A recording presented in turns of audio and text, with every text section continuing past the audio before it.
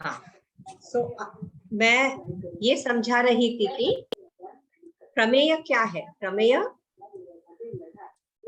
जिसका ज्ञान हम प्राप्त कर सकते हैं,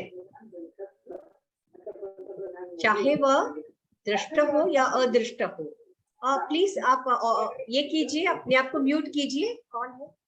प्लीज म्यूट कीजिए अपने आप को, आवाज आ रहा है। हाँ ठीक है। तो और हमें और प्रमेय की सिद्धि करने के लिए हमें प्रमाण की आवश्यकता है। अच्छा, प्रमेय कौन से हैं? पुरुष, प्रकृति और बाकी के जो 23 तत्व है।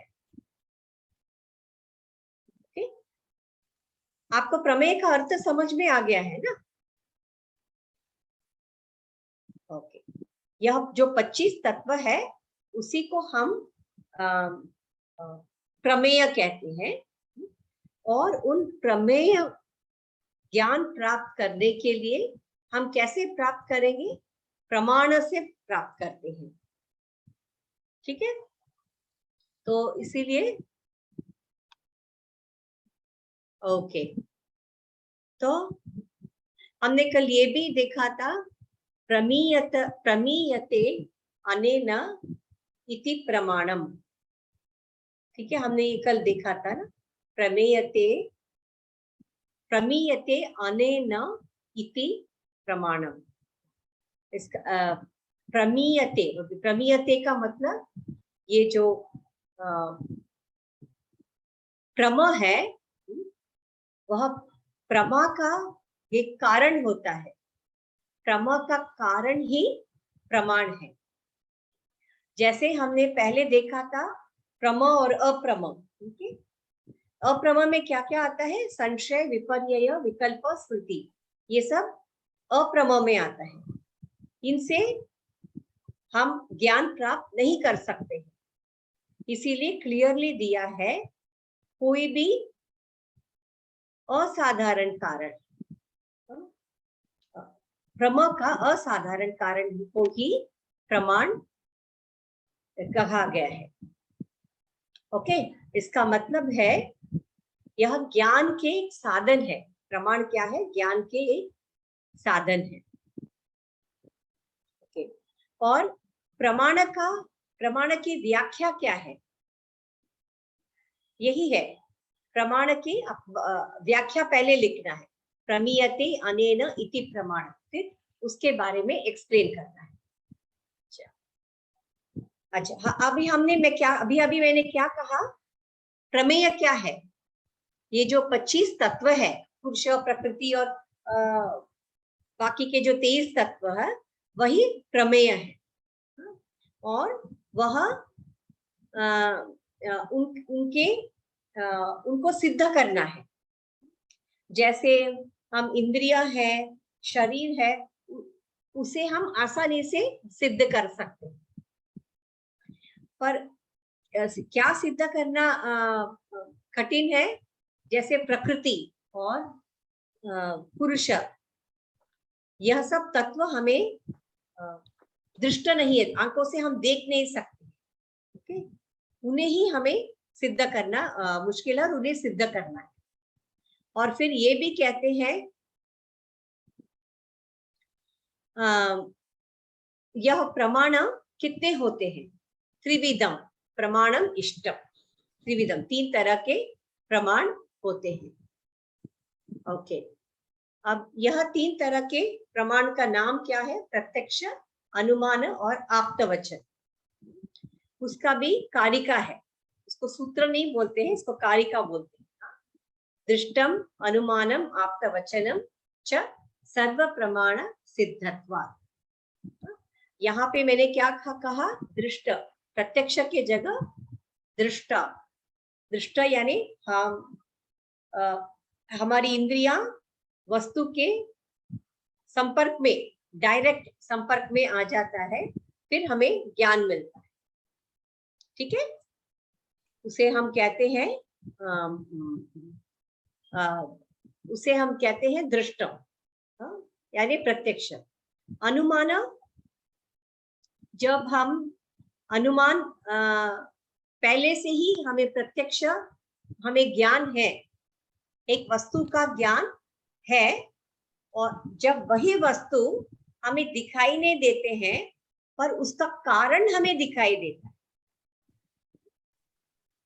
ओके, उसका कारण दिखाई देता है पर वह वस्तु दिखाई नहीं देता है। जैसे हमने क्या कहा था,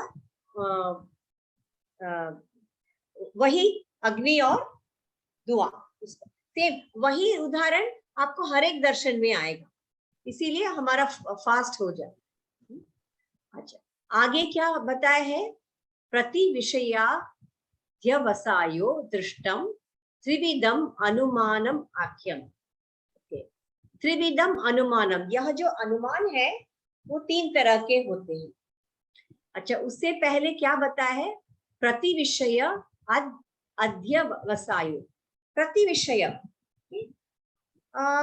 अभी प्रति विषय क्या होता है, जैसे कि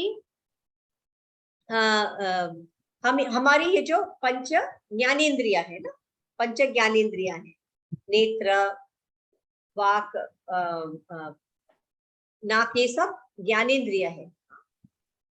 अच्छा, यह किसके विषय है, इनके विषय है, ये जो श्रोत्र, त्वक, चक्षु, जिह्वा, घ्राण, यह पंच ज्ञानेन्द्रिय है। और यह किसके विषय है, यह विषय है। ओके, ये किसके विषय है, हमने ऑलरेडी देखा था, उस सांख्य का चार्ट को देखा था ना। तामसिक अहंकार से तन्मात्रा आती है, और तामसिक अहंकार से तन्मात्रा और पंचमहाभूत, और सात्विक अहंकार से क्या क्या निकलता है, कर्मेंद्रिय, ज्ञानेन्द्रिय और मन। ठीक है, ठीक है।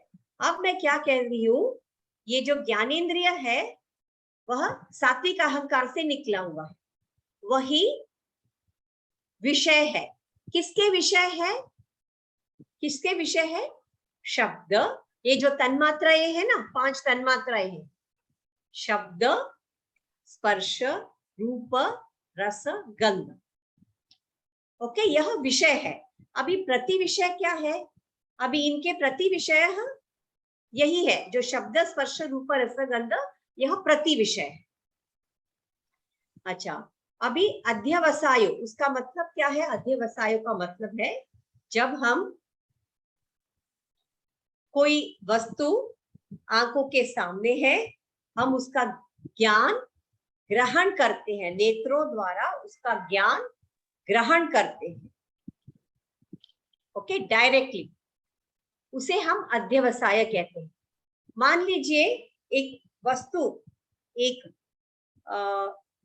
एक बॉल बोलिए, या कोई भी वस्तु, एक छोटी सी पक्षी बोलिए, या मधुमक्खी बोलिए, वह वेग से हमारे आंखों के सामने से निकल जाता, अब उसको अध्यवसाय बोलेंगे क्या, हम नहीं बोल सकते हैं उसको अध्यवसाय। क्यों नहीं बोल सकते हैं, देखा तो था पर उसका ज्ञान तो हमने ग्रहण नहीं किया ना, है ना। तो इसमें कंडीशंस बहुत सारे होते हैं। सबसे पहला कंडीशन, ये अध्यवसाय होने के लिए पहला कंडीशन है, उसे उस वस्तु का ज्ञान को ग्रहण करना चाहिए ज्ञानेंद्रियों द्वारा, और उसके लिए हमारे जो ज्ञानेंद्रिय है वह परफेक्ट कंडीशन में होना चाहिए, वह वर्किंग कंडीशन में होना चाहिए। मान लीजिए कोई अंधा है, उसके सामने आप कोई भी वस्तु रखेंगे तो वह उसका ज्ञान ग्रहण कैसे कर सकता है, हाँ, वह कानों से ज्ञान ग्रहण कर सकता है पर आंखों से नहीं ग्रहण कर सकता है। यह आप समझने की कोशिश कीजिए इसको। यह क्या है, शब्द, शब्द किसका प्रति विषय है, श्रोत्र, श्रोत्र यानी कान, इसका प्रति विषय है। और स्पर्श त्वाक, त्वाक का प्रति विषय है, और रूप चक्षु का प्रति विषय है, रस जिह्वा का प्रति विषय है, और गंध घ्राण का प्रति, नाक का प्रति विषय है ना। तो यह पांचों ज्ञानेंद्रिय परफेक्ट वर्किंग कंडीशन में होना चाहिए, और यह सिर्फ इसी का ही प्रति विषय हो सकता है। क्या हम आंखों से सुनते हैं क्या, या फिर हम कानों से देखते हैं क्या? नहीं है ना।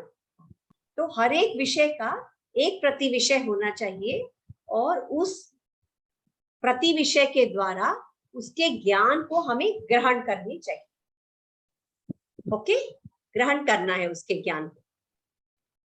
अच्छा, तो यह जो है त्रिविधम अनुमान, यह जो अनुमान है वो तीन तरह के होते हैं, वो हम देखते हैं। वह अनुमान तीन तरह के कैसे होते हैं वो हम देखते हैं। और तल, लिंग, लिंगी। ओके, हमने पहले ऑलरेडी देखा था ना। पहले क्या देखा था? पक्ष, फिर हमने देखा था हेतु और साध्य। मैंने आपको एक चार्ट दिया था ना, उसमें पर्वत था, फिर हाँ, तीन चीजें थी, है ना। आपको याद है कि नहीं? है ना। हाँ, तो उसमें तीन चीजें थी ना। तो उसमें क्या, लिंग, लिंगी। हेतु को लिंग कहा गया है, और साध्य जिसे हमें सिद्ध करना है उसको लिंगी ऐसा कहा गया है। ओके, और उसका ज्ञान पूर्व, उसका ज्ञान पहले होना चाहिए, बाद में श्रुतिर आप्त वचनम। श्रुतिर, अभी श्रुतिर क्या है? हमारे जो वेदास और उपनिषद है उसको श्रुति कहा गया है, वेदास। आप्त वचन, आप्त वचन मतलब ऋषि मुनियों द्वारा कही हुई शब्द और हम सुन रहे हैं। श्रुति, श्रुति मतलब वेदास, वेद और उपनिषद है, उसे आप्त वचन ऐसा कहा गया है। ठीक है। अच्छा, अब हम आते हैं यह अनुमान। ओके,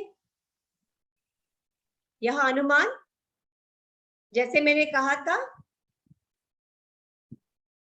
अच्छा, आपको पक्षधर्मता और व्याप्ति ऑलरेडी पता है, बिल्कुल सेम है जो मैंने आपको न्याय में सिखाया था। मैं उसे वापस रिपीट नहीं करती हूँ। व्याप्ति का मतलब क्या है आपको याद है? सिंपल वर्ड्स में बताइए, सिंपल लैंग्वेज में। पुस्तक में जो दिया हुआ है वो मत बताइए। व्याप्ति क्या है? अभी अभी हमने सूत्र में सीखा था ना, लिंग, लिंगी। लिंग मतलब हेतु, लिंगी मतलब साध्य। जब साध्य और हेतु साथ में दिखते हैं, साध्य में ही हेतु दिखाई देता है, उसे हम क्या कहते हैं? व्याप्ति। उस वाक्य को हम व्याप्ति ऐसे कहते हैं, है ना। अच्छा, और पक्षधर्मता को हम कैसे बोलेंगे? पक्षधर्मता का मतलब क्या है? जब पक्ष और हेतु साथ में है, साथ में दिखाई देते हैं, उसको हम पक्षधर्मता ऐसे, ये सिंपल लैंग्वेज में है। उसकी पूरी व्याख्या इसमें दिया है जो मैं आपके साथ शेयर करती हूँ। ठीक है। अब ये जो सांख्य कारिका है उसमें अनुमान के तीन प्रकार बताए गए हैं। ठीक है, अनुमान के तीन प्रकार बताए गए हैं। अच्छा, कल किसी ने पूछा था पूर्ववत क्या है, शेषवत क्या है? आए हैं क्या? Yes madam. यस यस, हाँ सेम। अभी वापस रिपीट, इसलिए मैंने कहा था रुकिए, वहां पे जो भी अनुमान बताया गया है सेम इसमें भी मैं सिर्फ रिपीट कर रही हूँ आपको, जैसे हर दर्शन में। और हर ये उदाहरण भी वही दिया गया है हर दर्शन में। ओके, अनुमान तीन प्रकार के होते हैं। वह है पूर्ववत, शेषवत और सामान्यतो दृष्ट। सामान्यतो दृष्ट। अच्छा, यह पूर्ववत का अर्थ क्या है? मैं फिर से रिपीट करती हूँ, मैंने न्याय में समझाया था, मैं फिर से रिपीट करती हूँ। कारण के आधार पर हम कार्य का अनुमान करते हैं। कारण के आधार पर कार्य का अनुमान, सिंपल, वही उदाहरण हर जगह। इसलिए मैंने कहा न्याय के प्रमाण को ठीक तरह से समझ लीजिए, पढ़ लीजिए। घने बादल है तो हम क्या अनुमान लगाते हैं? वर्षा होने वाली है ना? बहुत जोर से भी वर्षा होने वाली है ना? अच्छा, यह हो गया पूर्ववत। ओके, अब हम आते हैं शेषवत। ओके, अब शेषवत में क्या है? शेषवत अनुमान में, अच्छा, कार्य के आधार पर हम कारण का अनुमान करते हैं, उसको हम शेषवत कहते हैं।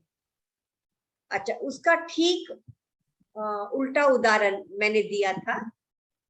आप रात को सोए हैं, आपको पता नहीं है बाहर क्या हुआ है, आप उठ के खिड़की खोल के देखते हैं, चारों तरफ पानी पानी, फ्लड हुआ है या बहुत पानी दिख रहा है आपको, तो आपने ये अनुमान लगाया है कि रात को वर्षा हुई थी, इसके आधार पर। ठीक है, यह बहुत सिंपल है, पूर्ववत और शेषवत। अब हम आते हैं सामान्यतो दृष्ट। इसमें क्या होता है? सामान्यतो दृष्ट में, अनुमान में, ओके, यह में अनुमान की प्रक्रिया पूर्ववत या शेषवत की तरह नहीं होता है। ठीक, इसमें क्या है? कारण, कार्य, इसके बारे में हम इसके विमर्श किए बिना ही हम अनुमान हमें करना है। ठीक है, हम सामान्यतः दृष्ट अनुमान हम किस वस्तु का करते हैं? जो वस्तु हम हमें दिखाई नहीं देता है, मतलब आंखों के सामने दिखाई नहीं देता है। आप कुछ ऐसे वस्तु को बता सकते हैं जो आंखों के सामने दिखाई नहीं देता है? सांख्य के अनुसार ऐसे कौन से दो तत्व है जो आंखों से दिखाई नहीं देता है? वह है पुरुष और प्रकृति। ओके, मैंने प्रकृति का भी व्याख्या बताया था ना, पुरुष प्रकृति का मैंने व्याख्या बताया था। प्रकृति की क्या व्याख्या है? वह मूल है, वह अनुमान है ना, उनका एक और नाम है अनुमान। वह अव्यक्त है। अव्यक्त का मतलब क्या है? यही प्रकृति की व्याख्या है, सांख्य में दिया हुआ है। प्रकृति अव्यक्त है, मतलब हमें दिखाई नहीं देता है। प्रकृति अनुमान है। हम कैसे कहते हैं कि वह अनुमान है? कैसे कहते हैं? हम त्रिगुणों का जो इफेक्ट है, कार्य है, वो त्रिगुणों का इफेक्ट को देखते हुए हम अनुमान लगाते हैं कि प्रकृति है ना? तो जो हमें आंखों के सामने नहीं दिखता है और उस के बारे में हम अनुमान लगाते हैं, मतलब किसी अन्य वस्तु के धर्म के ज्ञान के आधार पर किसी अन्य वस्तु का अनुमान हम जब लगाते हैं। कैसे? मैंने कहा जैसे पुरुष और प्रकृति हमें दिखाई नहीं देता है। पुरुष मतलब आत्मा, प्रकृति हमें दिखाई नहीं देता है। अभी अभी मैंने प्रकृति के बारे में कहा था, है ना, जस्ट अभी मैंने कहा था प्रकृति दिखाई नहीं दिया, पर हमने अनुमान लगाया कि प्रकृति है। हाँ? सब लोग मेरे साथ हैं ना, यहाँ तक समझ में आ रहा है ना? हाँ हाँ हाँ yes madam. Yes, thank you so much. हाँ, प्रकृति आंखों के सामने दिखाई नहीं देता है, फिर भी हमने अनुमान लगाया। कैसे लगाया? त्रिगुणास है, सत्व रजस तमस, इन 3 गुणों के द्वारा हमने अनुमान लगाया कि प्रकृति है। अच्छा, एक वस्तु जो दिखाई नहीं देता है, उसके मदद से हम दूसरे जो वस्तु, अन्य वस्तु है, हाँ, उसका हम अनुमान लगा। अभी हम पुरुष का अनुमान लगा रहे हैं। क्यों, कैसे हम लगाएंगे? हम पीछे जाना है। अरे प्रकृति तो जड़ है, ठीक है, प्रकृति तो जड़ है। पहले प्रश्न आएगा, फिर उसने उत्पत्ति कैसे की, ऐसे आपके मन में प्रश्न उठना चाहिए। जड़ है ना, प्रकृति की व्याख्या आपको पता है, मैंने बताया है, वह जड़ भी है। अगर फिर यदि उस प्रकृति को उत्पत्ति करना है, सृष्टि का उत्पत्ति करना है, तो किसी चैतन्य की आवश्यकता है ना, किसी चैतन्य तत्व की आवश्यकता है। फिर हम ये अनुमान लगाते हैं, अच्छा वो चैतन्य है, तो चैतन्य किसके अंदर है? पुरुष की व्याख्या हमारे पास ऑलरेडी है, वह है दृष्टा, वह चैतन्य स्वरूप है, सदा प्रकाश स्वरूप है ना, साक्षी है। यही व्याख्या है पुरुष का। तो फिर पूछना चाहिए, अरे उत्पत्ति तो करती है प्रकृति, बस उत्पत्ति कैसे करती है? उसे चैतन्य की आवश्यकता है, तो वह चैतन्य तत्व कहाँ से उनको मिला? फिर हम बोल सकते हैं वह पुरुष के संपर्क में आने की वजह से पुरुष के जो चैतन्य तत्व है, उसका चैतन्य तत्व प्रकृति के ऊपर पड़ता है, और उस चैतन्य तत्व के वजह से उत्पत्ति हुई। तो अब यह क्या हो गया? यह सामान्य तो दृष्ट हो गया ना। अब 2 तत्व आंखों से नहीं दिखाई देता है, एक तत्व का मदद लेके हम दूसरे तत्व का अनुमान हम लगा, ठीक है। इसीलिए इनको प्रमेय कहते हैं। यह ज्ञान पाने की वस्तु है, इसीलिए इसे प्रमेय ऐसे कहते हैं। अमोल जी, अभी आपका क्लियर हो गया सामान्य तो दृष्टा?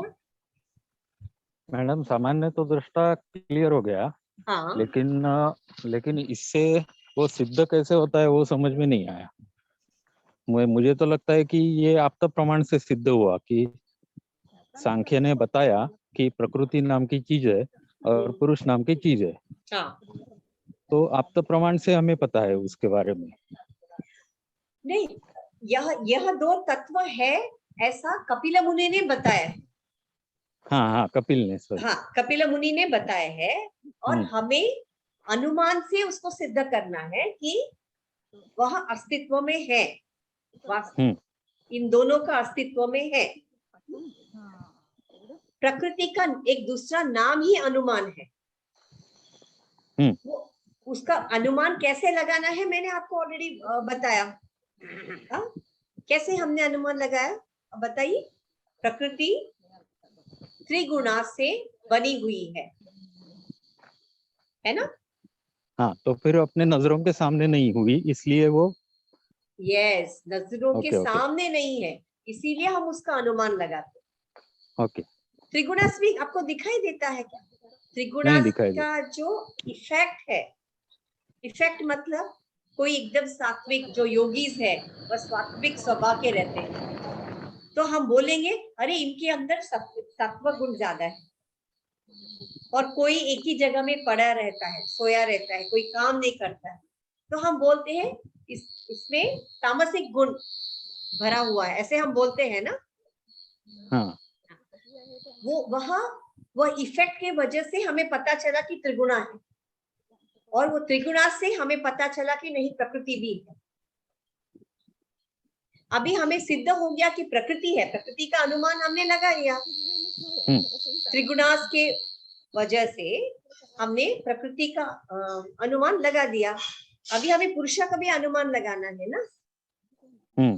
कैसे लगाएंगे? फिर ऐसे प्रश्न उठाना है। प्रकृति का व्याख्या में दिया गया है कि वह जड़ है, ऐसे ही आपका आर्ग्यूमेंट शुरू होना चाहिए। अगर यदि प्रकृति जड़ है तो इस जगत की उत्पत्ति उसने कैसे की, ये आपका दूसरा प्रश्न होना चाहिए। अच्छा, पर यह सत्य तो है कि उसने उत्पत्ति की है प्रकृति, वो तो आपको चारों तरफ दिखाई दे रहा है, उत्पत्ति किया है उन्होंने। अच्छा, फिर कैसे की होगी उन्होंने प्रकृति, इस जगत की उत्पत्ति कैसे की होगी? इसका मतलब है, इसका अर्थ ये हुआ कि एक चैतन्य तत्व की आवश्यकता है जिस वजह से प्रकृति ने इस जगत की उत्पत्ति की। यहाँ क्लियर हो गया? यहाँ क्लियर हो गया? हाँ। अब हम आगे जाते हैं। तो फिर उस चैतन्य तत्व कौन है? कोई तो चैतन्य तत्व है ना, जिसके बिना ये उत्पत्ति इम्पॉसिबल हो जाता, नामुमकिन हो जाता था। अच्छा, एक ठीक है ना, क्लियर हो गया ना अमोल जी? तो इससे हमें ये सिद्ध कर सकते हैं पुरुष है, पुरुष अस्तित्व में है, हमें दिखाई नहीं देता है, वह पुरुष अस्तित्व में है। अमोल जी आगे बढ़े, आप कन्विंस्ड हो? Yes madam. ओके, अच्छा, इसी को हम कहते हैं सामान्य तो दृष्ट अनुमान। ठीक है, यह तीसरा अनुमान है। ओके, अब हम तीसरे प्रमाण में आ जाते। प्रमाण, तीसरे तरह के प्रमाण, ये देखिए सारे दर्शनों में ऐसे ही आपको मिलेगा, सिर्फ बोलने का उनका तरीका अलग अलग होगा। सारे दर्शनों में व्याख्या भी वही है और उदाहरण भी वही दिया गया है हर दर्शन में। शब्द प्रमाण, ठीक है। अब हम देखते हैं शब्द प्रमाण क्या है। मैंने कहा था शब्द मतलब क्या, तो ओके, अब हम देखते हैं शब्द का मतलब है आप्त वचन। आप्त वचन, जो हमें ऋषि मुनि शब्द कहते हैं वह है आप्त वचन। उनको वह ज्ञान कहाँ से मिला? उनको वह ज्ञान श्रुति से मिला। श्रुति, जैसे मैंने अभी अभी क्या कहा, श्रुति का मतलब है वेद, उपनिषद, इन्हीं को या इन ग्रंथों को श्रुति कहा गया है। व्याख्या में ही उनको श्रुति ऐसे कहा गया है। तो उसका क्या, उसके लिए क्या उन्होंने बताया है? आप्त वचन के लिए आप्त श्रुति ही आप्त वचनम तु। ये जो ऋषि मुनि रहते हैं, ऋषि मुनि होते हैं, उन्होंने श्रुति का ज्ञान प्राप्त किया है। कैसे प्राप्त किया है? प्रत्यक्ष, प्रत्यक्ष उन्होंने ज्ञान प्राप्त किया है और उन्हीं आप्त वचन को हम प्रमाण मान के चलते। ओके, श्रुति का मतलब मैंने आपको बता दिया है, यह वेद के लिए है। और श्रुति का क्या व्याख्या है? उसकी श्रुति शब्द की व्याख्या क्या है? श्रूयते इति श्रुति ही। श्रूयते मतलब क्या? श्रोत्रेंद्रिय, कान, जिससे हम सुन के वाक्य का ज्ञान को हम ग्रहण करते हैं। उस शब्द का ज्ञान को हम कैसे ग्रहण करते हैं? श्रुति, श्रोत्रेंद्रिय, कान से सुन के हम उस ज्ञान को हम ग्रहण करते हैं, उसे श्रुति कहा है। ओके, तो इसको हम श्रुति ऐसा हम कहते हैं। ओके, यह 3 तरह के, यह आपके लिए नहीं है। ओके, अब हम सांख्य का प्रमाण अभी समाप्त हो चुका है। 3 प्रमाण है। अब हम करते हैं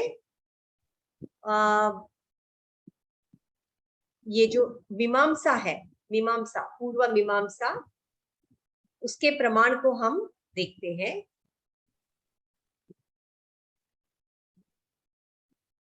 अभी कुछ पूछना है, अभी भी डाउट है आपके अंदर अनुमान के बारे में या आप्तवचन?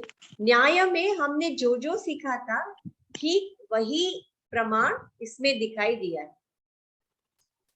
अंतर ये है, न्याय में 4 प्रमाण थे और सांख्य में 3 प्रमाण है। यही अंतर है। उसमें उपमान है, इसमें उपमान नहीं है। यह कहते हैं उपमान भी एक तरह का अनुमान है, तो हमें अलग से उपमान प्रमाण मानने की आवश्यकता नहीं है। कि ऐसा सांख्य कपिल मुनि का कहना है, सांख्य दर्शन का कहना है। ठीक है, ओके। अब हम आते हैं मीमांसा।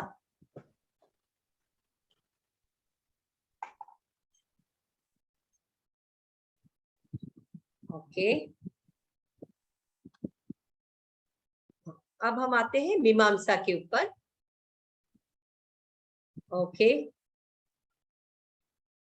इस मीमांसा दर्शन, इसके बारे में मैं ऑलरेडी पहले बात कर चुकी हूँ। हाँ?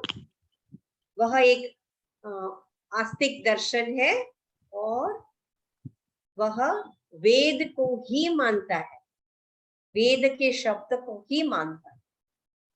ओके, तो हम देखते हैं यहाँ पे कितने तरह के यहाँ इस वेद को मुख्यत्व दिया गया है। किसके लिए? ज्ञान प्राप्त करने के लिए वेद को मुख्यत्व दिया गया है। ओके, ठीक है। अब ये मीमांसा दर्शन के आचार्य कौन थे वो मैं ऑलरेडी, वो भी हम सीख चुके हैं। जैमिनी। ओके, वो कौन से शताब्दी में आए थे? चौथी शताब्दी, 4 शताब्दी ईसा पूर्व, ईसा के भी पूर्व वह आए थे और उनके द्वारा रचित गई है ये पूर्व मीमांसा। और इसमें 12 अध्याय है, 60 पाद है और कितने सूत्र है? 2744 सूत्र लिखा है उन्होंने। ओके, अच्छा, अब इसके ऊपर टीकाकार कौन है? इसके टीकाकार वो भी मैं पहले बता चुकी हूँ। प्रभाकर मिश्रा, कुमारीला भट्टा और मुरारी मिश्र, यह 3 टीकाकार मीमांसा के ऊपर उन्होंने अपनी अपनी टीका लिखी। उसी तरह 3 संप्रदाय भी हो गए उसके अनुसार। ओके, अब हम आते हैं मीमांसा दर्शन के प्रमाण। इस मीमांसा दर्शन में 6 प्रमाण स्वीकार किया है। 6 प्रमाण याद रखिए। न्याय में 4, वैशेषिका में 2। ओके, वैशेषिक ने क्या माना है? प्रत्यक्ष अनुमान ही काफी है। वह कहते हैं कि आप्तवचन की भी आवश्यकता नहीं है। ओके, ये इन दोनों को ही माना है। और सांख्य ने 3 प्रमाणों को माना है। वह क्या है? दृष्टम, अनुमानम और आप्तवचन। दृष्टम का मतलब है प्रत्यक्ष, फिर भी आप दृष्टम का शब्द को प्रयोग कीजिए। अच्छा, प्रत्यक्ष बिल्कुल इसके तरह ही है। इंद्रिय वस्तु के संपर्क में आता है। इंद्रियों द्वारा वस्तु के संपर्क में आने से हमें ज्ञान प्राप्त होता है। इसे इस ऐसे उत्पन्न हुए ज्ञान को हम प्रत्यक्ष प्रमाण ऐसे कहते हैं। ओके, यहाँ पर भी 2 तरह के प्रत्यक्ष है, जैसे हमने न्याय में सीखा था, सविकल्प और निर्विकल्प। ठीक है, इन दोनों के बारे में भी हमने सीखा था, कैसे सविकल्प और निर्विकल्प। ओके, इंद्रियों के साथ विषय के सन्निकर्ष से बाद जब विषय का जो अस्पष्ट ज्ञान उत्पन्न होता है वह निर्विकल्प कहलाता है। ओके, इस ज्ञान में विषय का अस्पष्ट रूप से ज्ञान होता है। ठीक है, अस्पष्ट रूप से ज्ञान होता है। अच्छा, इसका हम एक उदाहरण देखते हैं। ओके, इसका एक हम उदाहरण देखते हैं तो आपको पता चलेगा कि वेरे सविकल्प में क्या होगा। ये निर्विकल्प के प्रत्यक्ष, जब हम उस वस्तु का संपूर्ण ज्ञान तो नहीं है, पर हम उसका अनुभव कर रहे हैं, पर हमें ज्ञान नहीं। सविकल्प ज्ञान में क्या होगा? विशिष्ट विषय का ज्ञान होता है। जैसे कि मैंने उस दिन कहा था कि जब आपको बाहर निकलना है और आप शॉवर लेने गए हैं, नहाने गए हैं, शॉवर आपने शुरू कर दिया, यही मैंने आपको उस दिन उदाहरण दिया था। आप उस शॉवर का अनुभव ले रहे हैं, आप कुछ सोच नहीं रहे हैं, अनुभव ले रहे हैं।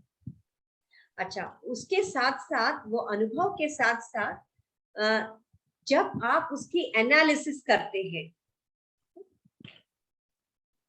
उसका गुणा धर्म का आप एनालिसिस करते हैं, यानी कि जल है, जल का टेम्परेचर कितना है, उसका तापमान कितना है, मेरे शरीर को लगते ही वह चटका लगता है या कैसे रहता है, ये सब जो एनालिसिस करते हैं उसे हम सविकल्प ऐसे कहते हैं। ओके, ये निर्विकल्प और सविकल्प। ओके, यहाँ पर भी वही आपको उदाहरण भी आपको वही मिलेगा, सेम वही मिलेगा। ओके, अब हम आते हैं अनुमान। ओके, यहाँ अनुमान में भी सेम यही कहा गया है। अनुमान में क्या कहा गया है? जब अनुमान में यह कहा गया है, पहले आपने प्रत्यक्ष अग्नि को देखा था, सेम मैं आपको बोर होगा, मैं वापस वही उदाहरण दे रही हूँ, क्योंकि आपके पुस्तक वो ग्रंथ में भी वही उदाहरण दिया है और आपको भी वही उदाहरण का ही लिखना है, वही उदाहरण लिखना है। जैसे मैंने कहा था, वह आपने अग्नि भी प्रत्यक्ष देखा है और उसमें से निकलता हुआ धुआं को भी आपने प्रत्यक्ष देखा है। अच्छा, फिर आप कहीं बाहर निकलते हैं और उस दुआ को देखते हैं, फिर आप निष्कर्ष, आप अनुमान करते हैं कि वहां पे अग्नि लगी है, आग लगी है वहां पे। अच्छा,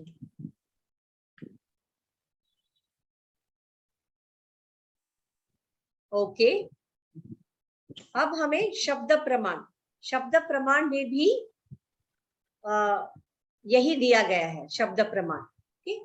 शब्द प्रमाण में क्या है, ये मीमांसक दर्शन में ये अनुमान प्रमाण के अनंतर उसके बाद में शब्द प्रमाण को स्वीकारा है। अच्छा, ये मीमांसक दर्शन में यह शब्द प्रमाण को स्वतंत्र माना है, एक अलग प्रमाण माना है और उनको ही ज्यादा महत्व दिया है, शब्द प्रमाण को ही ज्यादा महत्व दिया है। क्यों दिया है ज्यादा महत्व शब्द प्रमाण को? उन्होंने शब्द प्रमाण, क्योंकि वह किसको मानते हैं? मैंने पहले कहा था, जो कर्म सिद्धांत को मानते हैं, है ना। मीमांसा में क्या है, कर्म सूत्र, धर्म सूत्र और वह कर्म सूत्र है। मैंने पहले आपको समझाया था ना, धर्म सूत्र और कर्म सूत्र। कर्म सिद्धांत को मानते हैं और वो यह समझते हैं कि वेद में जो दिया गया है उन्हीं कर्मों, धर्म का पालन करना है और धर्म का पालन करने के लिए वेद में जो कर्म दिया गया है उन्हीं कर्म को हमें करना है, सिर्फ और सिर्फ उन्हीं कर्म को करना है जिसके वजह से हम दुखों का नाश कर सकते हैं और हमें स्वर्ग की प्राप्ति होगी, है ना। तो यह मीमांसा का यह स्पेशलिटी है, वह शब्द को ही मुख्य रूप से प्रमाण मानते हैं। ओके, क्या दिया है? तत्र तावत् पतैर्ज्ञातै पदार्थ स्मरणे कृते असन्निकृष्ट वाक्यार्थ ज्ञानम शाब्दि तीर्यते।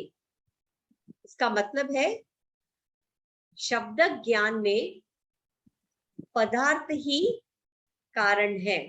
अभी इसमें यह शब्द प्रमाण दो प्रकार के होते हैं, एक पौरुषेय है और दूसरा है अपौरुषेय। अच्छा, पौरुषेय का मतलब क्या है? आप्त वाक्य, यानी जो वेद में दिया गया है वही भगवान के मुख से निकला हुआ शब्द है ना, इसीलिए वह अपौरुषेय। उन्हें सिद्ध करने के लिए हमें किसी प्रमाण की आवश्यकता नहीं है। और दूसरा है पौरुषेय। यह पौरुषेय यह किसी मनुष्य के मुख से द्वारा निकला हुआ शब्द है। पौरुषेय यह अगर किसी मुनि के द्वारा, ऋषि मुनि के मुख से निकला है तो उसे हम, वो विश्वास के पात्र है। ऋषि मुनि से के मुख से निकला हुआ शब्द है तो वह विश्वास के पात्र है, ठीक है। हाँ, अगर कोई भी मनुष्य वह कहता है, वह हमेशा सत्य नहीं होता है। जैसे काल बदलता है, वही वाक्य गलत सिद्ध हो जाता है किसी मनुष्य के मुख से निकला हुआ, तो वह विश्वास के पात्र नहीं है। ओनली ऋषि मुनियों के मुख से निकला हुआ शब्द है, वह विश्वास के पात्र है, क्योंकि उन्होंने खुद प्रत्यक्ष, उनको ज्ञान भगवान से उनको मिला है। तो यह दो तरह के शब्द के प्रमाण है, 2 तरह के। फिर हम आते हैं उपमान। ओके, उपमान। अभी उपमान ठीक उसी तरह जब हम 2 एक जैसे दिखने वाली 2 वस्तुओं को जब हम कंपेयर करते हैं, उसे हम उपमान ऐसे कहते हैं। ओके, ये देखिए 2 वस्तु एक जैसे, जैसे कि इसमें यहाँ पर भी वही उदाहरण दिया गया है। एक है गाय और दूसरा है जंगली गाय। इसका मैं एक्सप्लेनेशन ऑलरेडी दे चुकी हूँ। गाय आपको पता है कि कैसे दिखाई देती है, पर आपने कभी जंगली गाय को देखा नहीं है। मैंने आपको उस जंगली गाय का वर्णन किया है। और कब आप पिकनिक के लिए गए, एक फॉरेस्ट में, जंगल में गए, आपने दूर से इस प्राणी को देखा, फिर आप क्या करेंगे? उस दिन मैडम ने बताया ये गाय की तरह दिखती है, गाय के जैसे सींग है और 4 पैर है, और ये सब आप देखते ही आप उसे पहचान जाएंगे और उसको कंपेयर करेंगे, दोनों का अनुमान उपमान करेंगे और आप बोलेंगे कि यही जंगली गाय है। हाँ, उसी उदाहरण का यह सूत्र है। तो आप बाद में आप देख सकते। ओके, तो इसको उपमान ऐसे बताया गया है। अगला है अर्थापत्ति। अर्थापत्ति, अच्छा, यह अर्थापत्ति किसमें? मीमांसा में भी आता है और अद्वैत वेदांत मतलब वेदांत दर्शन में भी आता है। जैसे मैंने कहा, वेदांत का मतलब ही अद्वैत वेदांत हो चुका है ना, तो इसीलिए मीमांसा दर्शन और अद्वैत वेदांत दोनों में यह अर्थापत्ति को स्वतंत्र रूप से प्रमाण के रूप में स्वीकारा है। अच्छा, यह अर्थापत्ति हम कैसे बोल सकते हैं कि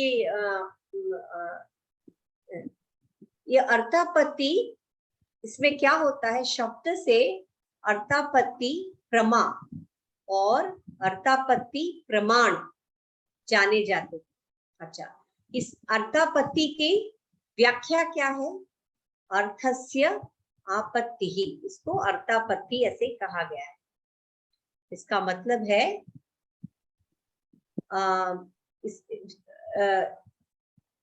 हमें जो हम शब्द बोलते हैं उसका यथार्थ ज्ञान हमें देता है। ओके, उसके लिए क्या कहा गया है? अर्थस्य आपत्ति ही यस्मात्। ओके, तो इसका मतलब है जो हम शब्द को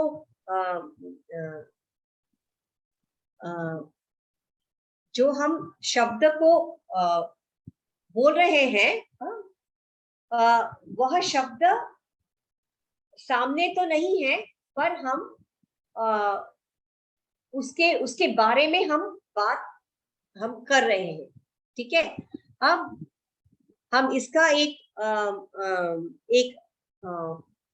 उदाहरण के द्वारा हम समझ लेते हैं कि इसका अर्थ क्या होता है।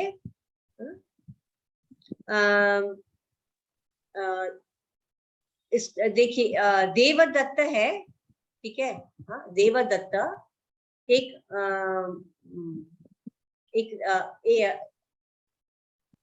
देवदत्त है, वह मोटा है। ओके, और वह दिन में भोजन नहीं लेता है। आप इस उदाहरण को समझने की कोशिश कीजिए। एक लड़का है, उसका नाम है देवदत्त। देवदत्त मोटा है और वह दिन में भोजन नहीं करता है। अच्छा, सबसे पहले आपके दिमाग में क्या आना चाहिए? अगर वह दिन में भोजन नहीं करता है तो फिर वह मोटा कैसे होगा? रात को भोजन करके। यस, वह सब मिला के वह रात को वह भोजन करता है। अच्छा, यह आपको अनुमान जैसा लगेगा, लेकिन यह अनुमान नहीं। हम एक ही कारण हो सकता है उसके मोटापे का, एक ही कारण हो सकता है कि वह रात में वह भोजन करता है। और सच है, हम रात में हमेशा हल्का भोजन ही करते हैं ना, हैवी हमने भोजन कर लिया तो वह मोटापे का कारण बन सकता है ना। तो यह इसको हम अर्तापत्ति कहते हैं, इसी को हम अर्तापत्ति ऐसा कहते हैं। अच्छा, अब ये अर्तापत्ति दो प्रकार के होते हैं, दृष्टार्थ पत्ति और श्रुतार्थ पत्ति। अच्छा, दृष्टार्थ पत्ति वह शब्द से ही आपको पता चल गया है। दृष्टार्थ मतलब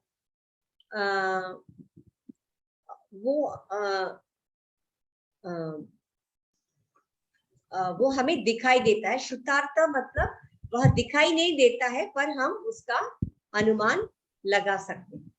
अच्छा, इसमें क्या है, इसका एक एग्जाम्पल बताती हूँ। जीवित देवदत्त घर पर नहीं है, बस यही एक वाक्य है। जीवित देवदत्त है, वह जीवित है और वह घर पर नहीं है। इसका अर्थ क्या हुआ? सीधे सीधे अर्थ हुआ वह घर के बाहर है। आपको लगेगा ये कितना कॉमन सेंस वाली बात है, पर ऐसा नहीं है। वैसे हम उसके पीछे ये रूल है, यह रूल से ही अब हमें कॉमन सेंस जैसा लगता है। ठीक है, देवदत्त जीवित है, वह घर पर नहीं है। अच्छा, उसको आपने देख लिया, आपने उसके घर पे जाके देखा है, पर पहला कंडीशन है कि उसको जीवित होना चाहिए। जीवित देवदत्त घर पर नहीं है, आपने उसे आंखों से देखा है कि वह घर पर नहीं है, उस चीज को आपने आंखों से देखा, तो आप बोल सकते हैं वह घर पर नहीं है। अब दूसरा क्या है, श्रुतार्थ पत्ति। श्रुतार्थ मतलब सुनना। अच्छा, अब एक मान लीजिए एक क्लास है, बहुत लोग बैठे हैं, जो लास्ट डेस्क में बैठे हैं वह दरवाजे के पास बैठे हैं। तो मैंने क्या कहा, जो दरवाजे के पास बैठे हैं प्लीज उठ के दरवाजे को बंद कीजिए, ऐसा मैंने कहा है। तो उन्होंने क्या किया, उन्होंने उसको इंस्ट्रक्शन को सुन के उन्होंने उस दरवाजे को बंद कर दिया। तो यह है अर्थापत्ति। आई एम सॉरी, दो तरह की अर्थापत्ति है, ये है श्रुतार्थ पत्ति। ओके, श्रुतार्थ पत्ति। इस पर्टिकुलर व्यवहार को उन्होंने क्या किया, आपको अभी भी लग रहा होगा ये कितना कॉमन सेंस है, उन्होंने बोला और हमने कर दिया, इसमें कौन सा ज्ञान है? ऐसा नहीं है, वो प्रक्रिया को आप समझिए। वह शब्द को उन्होंने कानों से सुना, उस ज्ञान को ग्रहण कर लिया, फिर उन्होंने जाके दरवाजे को बंद किया। उन्होंने ज्ञान को ग्रहण कर लिया, कैसे? कानों के द्वारा उस ज्ञान को उन्होंने ग्रहण कर लिया। तो यह प्रक्रिया होती है। हाँ, अनुपलब्धि। ठीक है मैडम? हाँ, नहीं सर, यही लास्ट है, 2 मिनट में मैं बंद कर। अनुपलब्धि मतलब चलेगा ना सर, बालाजी सर? हाँ मैडम। चलेगा ना? ये लास्ट है, मैं खत्म कर फिर कल बैठ के मैं सारा एक एक करके सबको भेज देती हूँ, फिर वो पढ़ सकते हैं। अनुपलब्धि, अच्छा, इस अनुपलब्धि का मतलब है, उपलब्धि का मतलब उपलब्ध होना, हाँ, yes, available, yes, very good, available. अनुपलब्धि का मतलब है वो अवेलेबल नहीं है, राइट? अच्छा, जब हम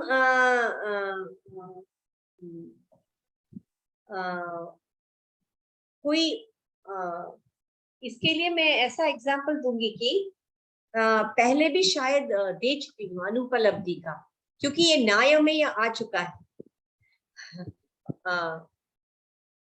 न्याय में मैंने तभी बोलते वक्त मैंने समझाया था, किसी वस्तु का अभाव होना, ओके, अभाव होना।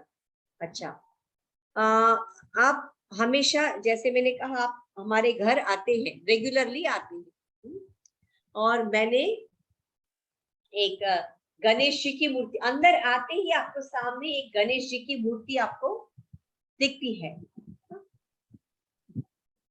सामने दिखती है गणेश जी की मूर्ति, और रेगुलरली पढ़ने आते हैं। अब ऐसे हो गया कि आप 6 महीने आप नहीं आए मेरे घर, आप गांव गए हैं या कहीं चले गए हैं, और 6 महीने तक आप मेरे घर नहीं आए।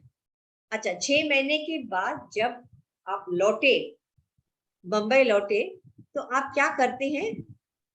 चलो मैडम के घर जाते हैं, तो आप मेरे घर आते हैं। मेरे घर में आते ही आप सामने देखते हैं कि वह गणेश जी की मूर्ति वहां पर नहीं है। तो आपको क्या ज्ञान हुआ? आपने तुरंत बोला, मैडम वहां पर गणेश जी की मूर्ति नहीं है, मतलब पहले था और अब नहीं है ना? तो उस गणेश जी की मूर्ति का अभाव, उसके एब्सेंस के वजह से, वह वस्तु वहां नहीं होने के वजह से आपको वह ज्ञान प्राप्त हुआ। वेदांत में इसको भी ज्ञान कहा है, मीमांसा में इसको भी ज्ञान कहा है, ओके। तो इसीलिए उनको प्रमाण माना है।